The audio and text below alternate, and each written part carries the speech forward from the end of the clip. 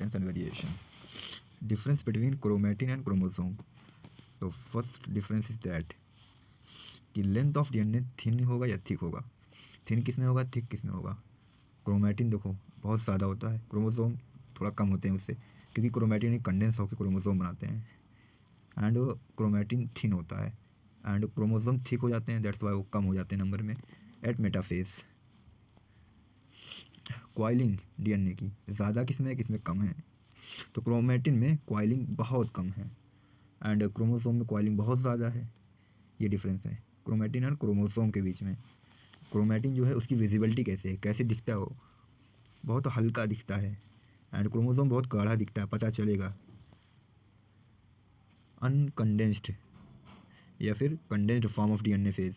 DNA का इन दोनों में से, क्रोमैटिन क्रोमोसोम में से कौन कंडेंस है, कौन अनकंडेंस है। तो क्रोमैटिन अनकंडेंस्ड है, क्रोमोसोम कंडेंस्ड है एट मेटाफेज।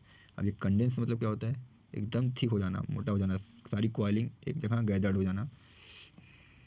फेज देखते हैं, अभी इतनी देर से हम बोल रहे थे कि क्रोमैटिन जो है इंटरफेज में, जहाँ पे ग्रोथ होगी फिर धीरे धीरे डेवलपमेंट होगी, तब ये पहुँच जाएगा मेटाफेज में। मेटाफेज में पहुँचने पर या फिर लेट प्रोफेज में, वहीं पे ये क्रोमोसोम बनेगा, यही क्रोमैटिन क्या कंडेंस हो जाएगा।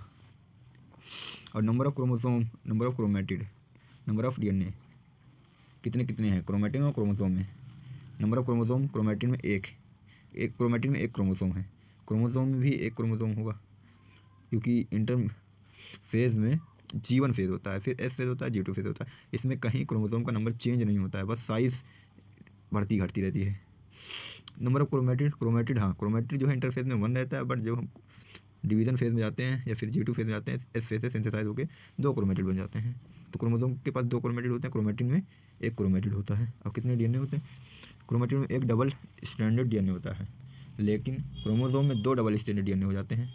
वहीं देखा जाए 2C या 4C डीएनए, तो क्रोमैटिन में 2C होता है एंड क्रोमोसोम में 4C हो जाता है। ये थी बेसिक बातें। And we now look at the structures, कैसे हैं इनके।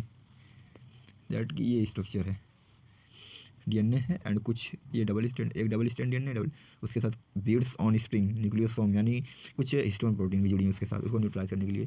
फिर उससे बनता है क्रोमैटिन, उसके बाद क्रोमैटिन बनता है न्यूक्लियोसोम के बाद, ये क्रोमैटिन अब बना एंड देन क्रोमोसोम बनता है थर्ड स्टेप में। पहले क्या रहता है, एक डीएनए जो एसिडिक है, ये एसिडिक है एंड प्रोटीन जो है पॉजिटिव होती हैं, हिस्टोन प्रोटीन, ये इससे मिलके जो है एक न्यूक्लियोसोम स्ट्रक्चर बनाती हैं। डीएनए को 2.5 मीटर 2.24 मीटर डीएनए को रैप्ड कर लेती हैं। कई सारी प्रोटीन्स होती हैं, H1 H2।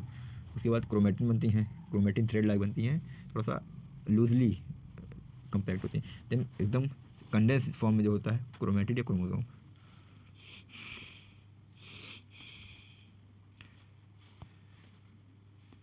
एंड जब क्रोमोसोम जब बन चुका होता है तो डीएनए से देखो क्रोमैटिन बनता है, हिस्टोन प्रोटीन के साथ जुड़ के फिर क्रोमोसोम बनता है। ये मेडअप ऑफ क्रोमैटिड जो कि बना होता है, उसके अंदर डीएनए होता है। और छोटी छोटी बातें जैसे डिप्लॉइड क्या होता है, ह्यूमन सेल एक डिप्लॉइड सेल है, इसके अंदर 46 क्रोमोसोम है, 23 पेयर क्रोमोसोम का है। 2 सेट ऑफ क्रोमोसोम जो है 1 पेयर, एक पेयर को डिप्लॉइड बोलेंगे, 2n=46, एक पेयर। हैप्लॉइड मतलब कि सिंगल सेट, क्रोमोसोम का एक सिंगल सेट। ये कैसे होगा, ये एक प्रोसेस होता है म्यूसिस, जिसमें क्रोमोसोम का नंबर घट जाता है। जैसे हमने 2 फ्लावर लिया, उसको उसमें क्रॉस पॉलिनेशन किया, देन हमको जो रिजल्ट मिलेगा म्यूसिस में उसके नंबर हाफ हो जाएंगे। रिडक्शन प्रोसेस होगा जिससे हैप्लॉइड बनेगा गैमेट।